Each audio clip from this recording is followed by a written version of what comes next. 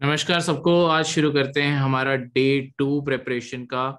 आज से हमने बेसिक शुरू करने हैं एनसीईआरटी पॉलिटी के।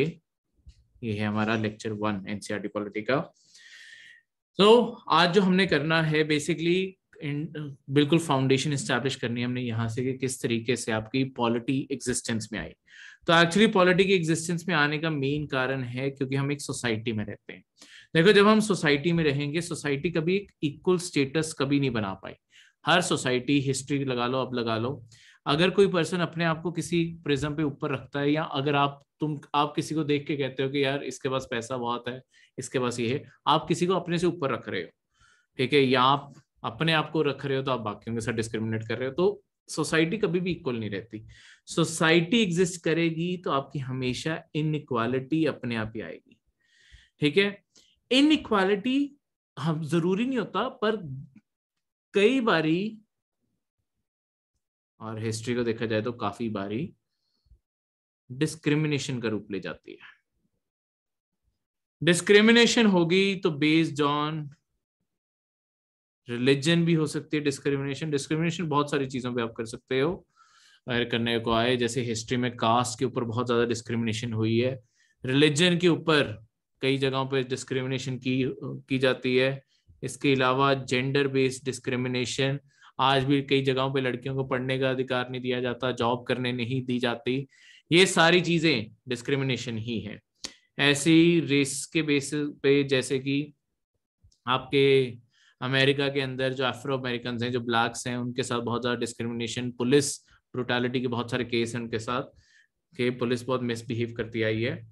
वैसे ही इकोनॉमिक स्टेटस, कोई अमीर है कोई गरीब है, उसके बेसिस पे भी लोग बहुत ज्यादा फर्क करते हैं। जैसे कि देखो, ऑब्वियसली अगर कोई, एक सिंपल सा एग्जांपल लगाते हैं, अगर आप कार चला रहे हो, आपकी गाड़ी के पीछे आके किसी ने सडनली बम्प किया, एक बारी गुस्सा चढ़ेगा। पर अब बाहर उतरे जो पिछले पीछे आदमी था, वो एस क्लास में था, मर्सिडीज एस क्लास में था, थोड़े से तुम कंपैरेटिवली शांत पड़ जाओगे, तुम वहां पे होगे कि हाँ सेटलमेंट कर लो। वहीं पे अगर कोई ऑटो, साइकिल, कई बारी पर्सन होता है, कई बारी तुमने देखा होगा, लोग साथ के साथ मारने लग जाते हैं। क्यों? क्योंकि उन्हें पता है उसका जोर नहीं चलेगा। इसी कारण लोग वायलेंट भी हो जाते हैं। तो ये पर अपने आप में डिस्क्रिमिनेशन है, क्योंकि तुमने उसके इकोनॉमिक स्टेटस पे बेसिक पे अपने एक्शन जज किए। यही सोसाइटी के जो एक्शंस हैं और ये सारे डिस्क्रिमिनेशन के जो फैक्टर्स हैं, इसी के कारण आपके अल्टीमेटली क्रिएट करनी पड़ी हमें पॉलिटी। पॉलिटी बेसिकली एक सिस्टम है, ठीक है, अपने आप में ये सिर्फ एक सिस्टम है जहां पे आपके कुछ रूल्स फॉर्म करेंगे हम, और इन रूल्स के बेसिक पे आपकी सारी सोसाइटी रन करेंगे, ठीक है, ताकि किसी के साथ भी कुछ भी गलत ना हो। क्योंकि देखो, हमने स्टार्टिंग में इस पूरे सिस्टम को चलाने के लिए आपके राजे बनाए थे, किंग्स बनाए थे। वो अपने रूल सेट करते थे, रूल्स को इन्फोर्स करते थे। राजों की जरूरत, राजे बनाए ही इसलिए गए क्योंकि कोई कानून बना सके, उन्हें लागू करवा सके, और अगर कोई इन कानूनों को ना माने उन्हें सजा भी दे सके, पनिश भी कर सके, ठीक है। इसी चीज के कारण आपका एस्टैब्लिश हो पाया सोसाइटी में लॉ एंड ऑर्डर। नहीं तो इंसानों की टेंडेंसी ऐसे है, क्या एक स्टडी के थ्रू पाया गया है कि अगर कहीं पे अगर 150 से ज्यादा इंसान इकट्ठे हो जाएं और उनके ऊपर कोई भी कानून, कोई भी कंट्रोल नहीं है ना, ये आपस में लड़ पड़ेंगे, किसी ना किसी बात को लेके आपस में लड़ पड़ेंगे। तो अगर ये बैलेंस करना है तो ये बहुत जरूरी है कि आप सारे के सारे इस सिस्टम को इस तरीके से चलाओ कि लॉ एंड ऑर्डर, कुछ रूल्स हो, कुछ फिक्स्ड चीज हो। जैसे अगर मेरा राइट है कि मुझे कोई ना मारे तो मैं भी किसी को ना मारूं, तभी हमें बराबर एक सिस्टम चलेगा। अब दो चीजें, दो टर्मिनोलॉजीज जिसके बेसिक पे ये सब कुछ आपका क्रिएट होता है, डिस्क्रिमिनेशन क्रिएट होते हैं। दो टर्मिनोलॉजीज यहाँ पे पढ़नी जरूरी है पहले। एक है आपकी प्रेजुडिस की, और एक है आपकी स्टीरियोटाइप। देखो, प्रेजुडिस का अपने आप में मतलब होता है किसी को प्री जज करना, ठीक है। स्टीरियोटाइप का मतलब होता है किसी को स्पेसिफिक रोल में इमेजिन कर लेना कि ये पर्सन यही काम करेगा। प्रेजुडिस और स्टीरियोटाइप, ये दो आपकी टर्मिनोलॉजीज हैं। देखो, प्रेजुडिस प्री जज करना, किसी को पहले से जज करना कि क्या वो कर सकते हैं, कैसे वो कर सकते हैं। ये जो है बेसिकली, ये जो प्री जज करना होता है ना, ये हमेशा नेगेटिव सेंस में ही जज करना होता है, हमेशा नेगेटिव जजमेंट है। ठीक है, जैसे कि अगर मैं आपको तीन इंसानों के बारे लेट्स सपोज कंपेयर करता हूँ। तीन लोग हैं, एक है आपका इंडियन।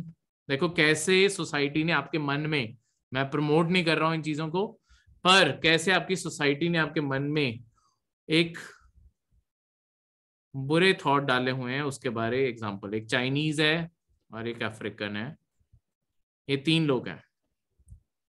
अब अगर मैं आपसे प्री जज, आप तीन लोगों को सामने आते हुए देख रहे हो, तीन अलग अलग रेसेस के लोग हैं, अगर मैं आपसे ये पूछूं कि इनमें से आज कौन सा पर्सन होगा जो नहाया नहीं होगा, ठीक है, बस देख के बताओ, तो नेगेटिवली जज तुम, मुझे पता है आज तक जो मेरे स्टूडेंट्स के साथ इंटरेक्शंस रही हैं, सब कुछ रहा है, मोस्टली कहते हैं कि सर अफ्रीकन नहीं नहाया होगा। चाहे जब तुम उसे जानो वो दुनिया का सबसे ज्यादा सफाई पसंद इंसान हो, पर सोसाइटी ने एक नेगेटिव इमेज क्रिएट कर दी है जिसे तुम कैरी कर रहे हो, तुम देखते ही जज कर रहे हो और नेगेटिवली जज कर रहे हो। ये चीज अपने आप में डिस्क्रिमिनेशन, तो अपने आप चाहे सोच सकते हो कि आप डिस्क्रिमिनेट नहीं करते, पर जब इन चीजों के बारे ऐसे विचार सोचना शुरू करोगे, अब देखो ये तीनों एक साथ बैठे हैं, फिर से तुम दूर से देख रहे हो और तुम्हें पता चलता है इनमें से किसी एक ने डॉग मीट खाया है, कुत्ते का मांस खाया है, तो तुम्हारा अपने आप शक किस पे जाएगा, किसने खाया है? फिर से वही स्टूडेंट्स की इंटरेक्शन पे मोस्टली लोगों ने आंसर किया कि सर चाइनीज। अब चाहे ये बंदा वेज हो, पर जस्ट बिकॉज तुमने उसकी लुक्स और पीछे एथनिसिटी को जज करते करते तुमने कह दिया कि हाँ यही पर्सन डिस्क्रिमिनेट, यही पर्सन होगा ऐसा, तो नेगेटिव जजमेंट हमेशा प्रेजुडिस होती है। वहीं पे स्टीरियोटाइप्स, किसी को एक स्पेसिफिक रोल में इमेजिन करना, जैसे दो रोल्स की बात करता हूं मैं, अगर मैं सोल्जर्स की बात करना शुरू करूं कि सोल्जर्स वॉर में गए, सोल्जर्स ने उन्हें रेस्क्यू किया, सोल्जर्स ने ये मिशन पूरा किया। एक सोल्जर को इमेजिन करो, सोल्जर की इमेज अपने दिमाग में लेके आओ। सोल्जर की इमेज जब आप दिमाग में लेके आ रहे हो, कौन सा जेंडर इमेजिन कर रहे हो? 99% तुम सोल्जर मेल इमेजिन कर रहे हो। सोल्जर एक जॉब है, गवर्नमेंट ने अब फीमेल सोल्जर्स को भी अलाउ कर दिया है, तो ऑब्वियसली फीमेल्स भी सोल्जर हो सकती हैं। सेम चीज नर्स, नर्स वर्ड सुनते ही दिमाग में कौन सा जेंडर आता है? तो ये फीमेल जेंडर क्यों आ रहा है? क्योंकि आपकी सोसाइटी ने आपके दिमाग में ये फीड कर दिया है कि सोल्जर की जॉब हमेशा मेल कर सकता है, नर्स की जॉब हमेशा फीमेल। नर्सिंग कोर्स है, करने को कोई मेल कर ले, जो कर लेगा वो नर्स बन जाएगा। ठीक है, तो इस तरीके से आपकी बहुत सारी वेस्टर्न कंट्रीज में एग्जिस्ट भी करते हैं आपके मेल नर्सेस भी। अब आगे बढ़ने से पहले दो टाइप के आपके पॉलिटिकल सिस्टम्स की बात करें। एक है आपका पॉलिटिकल सिस्टम्स दो टाइप के, एक जिसे हम कहते हैं मोनार्की, राज शासन, दूसरा है आपका डेमोक्रेसी। मोनार्की आपका सिंगल फैमिली जब रूल करती है, एक राजा, राजे के बाद उसका बेटा या रानी जैसे ब्रिटेन में है, उसके बाद उसकी फैमिली में से कोई, फिर कोई, फिर कोई, एक सिंगल परिवार का रूल है। ये जो सिंगल परिवार है, जो पर्सन अभी रूल कर रहा है, ये कभी भी लोगों द्वारा इलेक्टेड नहीं होता, not elected by the people, ये लोगों द्वारा चुने गए नहीं है। ठीक है, इसी कारण यहाँ पे जो राजा है, राजे की अपनी खुद की मर्जी है वो कैसे कानून बनाना चाहता है, और इन कानूनों को लेके, बिकॉज वहां ना कोई इलेक्शन हो रहे हैं ना कोई चुन रहा है, वो पर्सन कभी भी आंसरेबल ही नहीं है, not answerable to the people और एनीवन, कि वो क्या फैसला ले रहा है और क्यों फैसला ले रहा है, किसी को आंसरेबल नहीं है। वो रूल्स जो मर्जी बनाए, जैसे मर्जी उन्हें लागू करवाए, और उन रूल्स के बेसिक पे या रूल से हट के भी किसी को जैसे मर्जी जजमेंट दे दे। जैसे इसका सबसे क्लासिक एग्जांपल है फ्रेंच रेवोल्यूशन का, एक बहुत बड़ा कारण था कि जो वहां के राजे थे ना, जैसे लुई 14, उसने तो यही बोल दिया था कि मैं ही कानून हूं, आई एम द लॉ, मैं ही कानून हूं।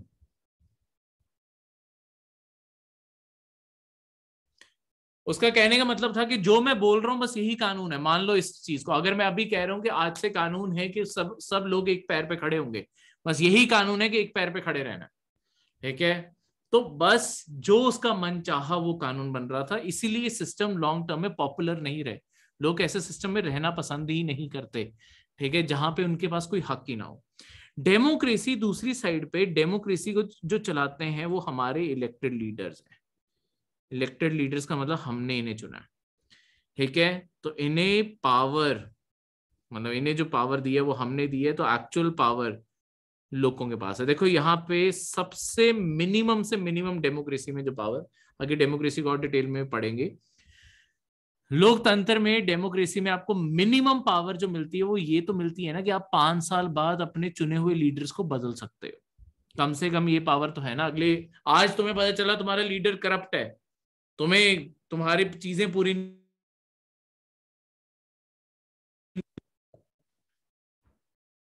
5 साल बाद थोड़ी फिर उस लीडर को रखोगे।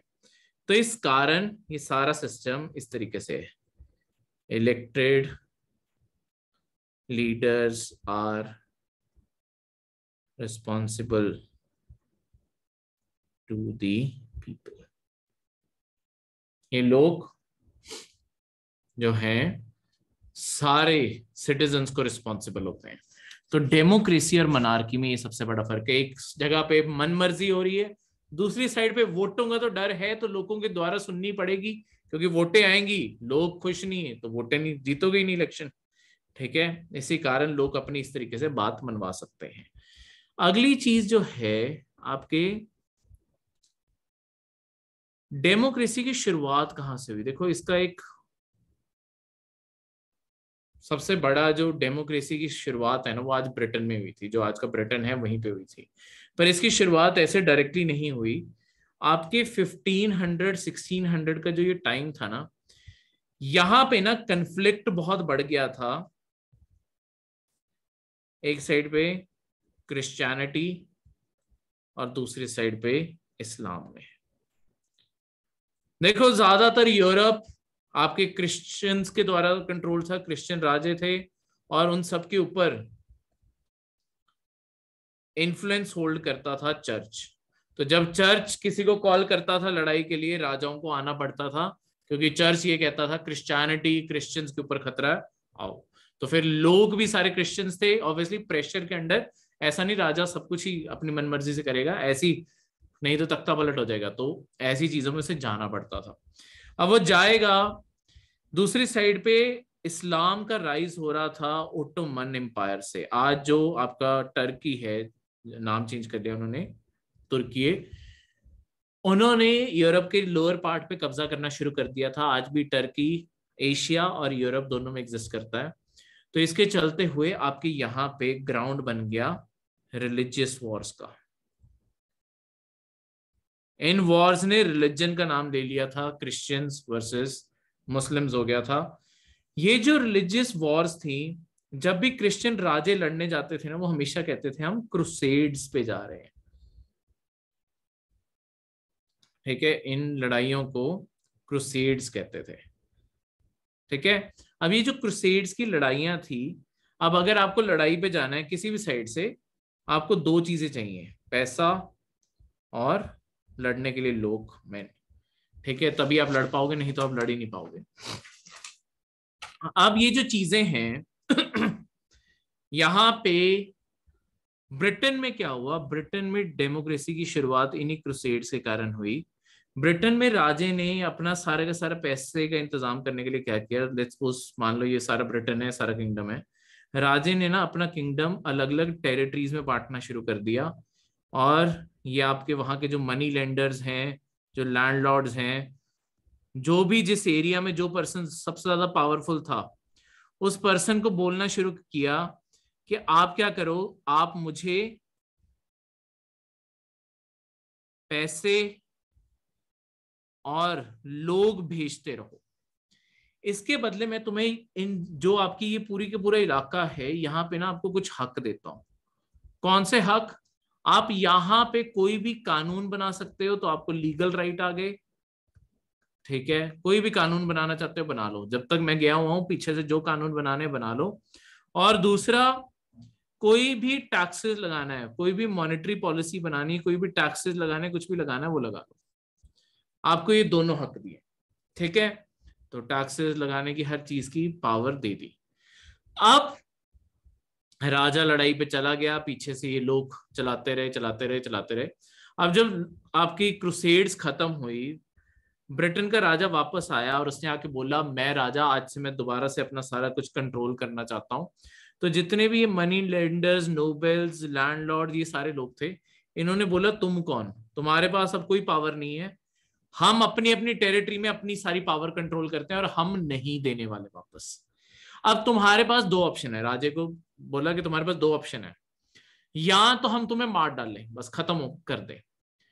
दूसरा ऑप्शन हम तुम्हें इसलिए दे रहे हैं क्योंकि तुम लोगों में पॉपुलर हो, तो हम तुम्हें दूसरा ऑप्शन दे रहे हैं कि तुम क्या कर सकते हो, हम सारे कानून बनाएंगे, हम एक काउंसिल बना लेते हैं अपने सारे लोगों का, हम सारा के सारा कानून बनाएंगे, हम जो कानून बनाएंगे तुम बस साइन कर दो, और इसके बदले तुम बस गद्दी पे बैठे रहो, अपनी प्रॉपर्टीज कंट्रोल कर लो और पेंशन लेते रहो। अब ऑब्वियसली मरना किसे पसंद था, तो राजे ने पीसफुली, शांति से ये बात मान ली। और इसीलिए आज भी ब्रिटेन में रानी और उसका परिवार एग्जिस्ट करता है। ये तब से, ये पेंशन उन्हें तब से मिली, आज भी ब्रिटिश गवर्नमेंट उन्हें हर साल पेंशन पे करती है, ये तब से एग्रीमेंट हुआ है। तो ये जो रेवोल्यूशन था ये आपके 1680s में हुआ था। इस रेवोल्यूशन को ग्लोरियस रेवोल्यूशन कहते हैं। कैसे आपकी पावर एक सिंगल पर्सन से अब एक पूरे काउंसिल में आ गई थी।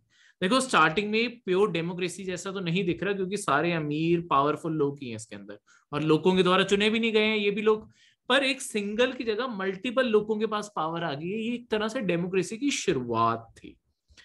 बाद में जब आपका इंडस्ट्रियल रेवोल्यूशन हुआ, एजुकेशन और फैली, तो आपके बहुत सारे यूनियंस भी बनने लगे। जैसे इंडस्ट्रियल रेवोल्यूशन के टाइम यूनियन लीडर्स ने भी डिमांड किया हमें भी इस काउंसिल में डालो, बहुत सारे एजुकेटेड लोगों ने भी बोला कि हम भी काउंसिल का पार्ट बनना चाहते हैं। धीरे धीरे आपके इलेक्शंस भी इंट्रोड्यूस कर दिए गए, पहले लिमिटेड सेंस में, फिर धीरे धीरे और बड़े करते कराते यही काउंसिल बाद में ब्रिटिश पार्लियामेंट का रूप ले गया। यही आपकी ब्रिटिश पार्लियामेंट बनती है। तो इस तरीके से ये जो ग्लोरियस रेवोल्यूशन है, इसने लॉन्ग टर्म में ब्रिटेन में एक डेमोक्रेसी का जन्म दिया। ठीक है, इसलिए अगर आप कभी भी एक ब्रिटिश से पूछोगे कि वैसे उनकी डेमोक्रेसी कब शुरू हुई, उनकी कोई फिक्स्ड डेट नहीं है, क्योंकि ये कोई फिक्स पीरियड नहीं है। यहाँ पे एक शुरुआत हुई, कभी कोई और यूनियन लीडर आए, कभी इलेक्शन थोड़े फॉर्म में, फिर वुमेन को भी इलेक्शन का राइट, वोटिंग का राइट दिया, करते कराते सिस्टम एस्टैब्लिश हुआ बहुत लंबे टाइम में। हमारे तो जैसे आजादी आई 1950 में, कॉन्स्टिट्यूशन लागू किया, 1950 से हम डेमोक्रेसी है, हमारा फिक्स है। इनका फिक्स नहीं है, क्योंकि यहां पे सिस्टम इवॉल्व हुआ है, धीरे धीरे ग्रो किया। अब यहां पे 1500 से जो 1600 के जो ये साल थे, ये आपके यहाँ पे ना यूरोप में एक और चीज भी चल रही थी जिसे हम रेनेसां कहते हैं, एनलाइटनमेंट का फेज। एनलाइटनमेंट क्या होता है? जागरूक हो जाना। जागरूक कैसे हो गए? इसका मतलब है लोगों ने यहाँ पे सवाल उठाने शुरू किए, चीजों के ऊपर क्वेश्चन करना शुरू किया कि हर चीज के पीछे लॉजिक क्या है। ठीक है, अब ये जो लॉजिक, वैसे ही राजे के ऊपर सवाल उठे कि किंग को इतने ज्यादा हक क्यों दिए हुए हैं, और किंग तानाशाह क्यों बन जाता है, एक जो किंग है वो डिक्टेटर क्यों बन जाता है। ऐसे जब सवाल खड़े होने शुरू किए, तो ये भी सवाल उठने शुरू हुए कि फिर बेटर सिस्टम क्या हो सकता है। देखो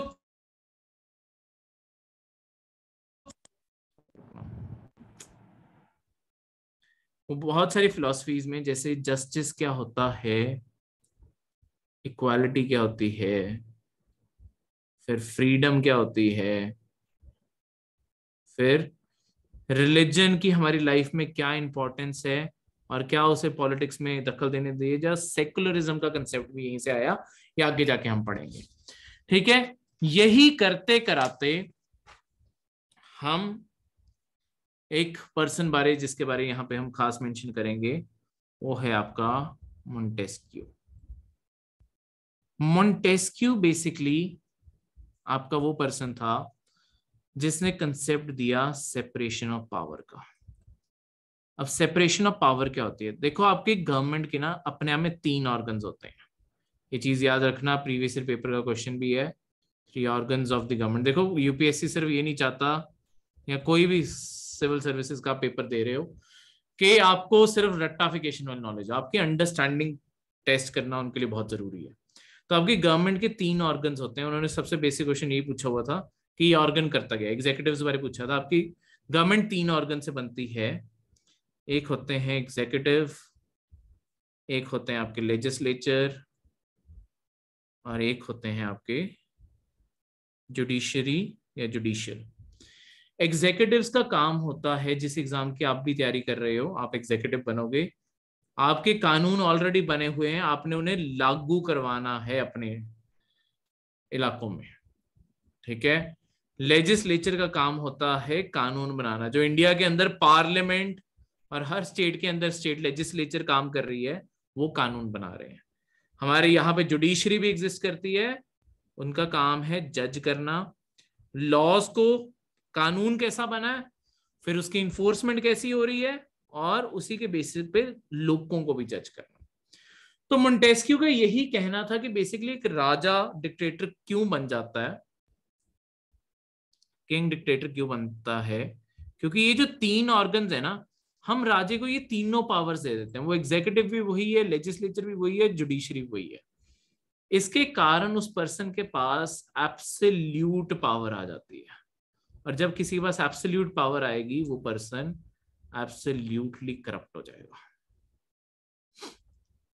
ठीक है। ये सबसे बड़ी प्रॉब्लम है। अब इसे कंट्रोल करने के लिए मोंटेस्क्यू ने कहा हमें जरूरत है सेपरेशन ऑफ पावर की, जिसमें ये जो 3 ऑर्गन्स हैं, इन तीनों ऑर्गन्स अलग अलग लोग चलाएं, इनके बीच में डिवीजन, सेपरेट कर दो इन तीनों को, अलग अलग लोग चलाएं, और ये सिस्टम को चेक्स एंड बैलेंस में रखो। इसका क्या मतलब है कि तीनों ऑर्गन्स इस तरीके से ऑर्गेनाइज करो कि एक पिरामिड, बराबर का पिरामिड बनाए, जहां पे इनमें से कोई भी एक ऑर्गन अगर ज्यादा पावरफुल होने की कोशिश करे ना, बाकी 2 से पकड़ के नीचे खींचते हैं। इस तरीके से आपका एक ऐसा सिस्टम बनेगा जहां पे ये इनमें से कोई भी ज्यादा डोमिनेंट नहीं होगा, तो डिक्टेटर नहीं बनेगा। अलग अलग लोग हैं तो आपका अपने आप डिक्टेटरशिप प्रिवेंट हो जाएगी।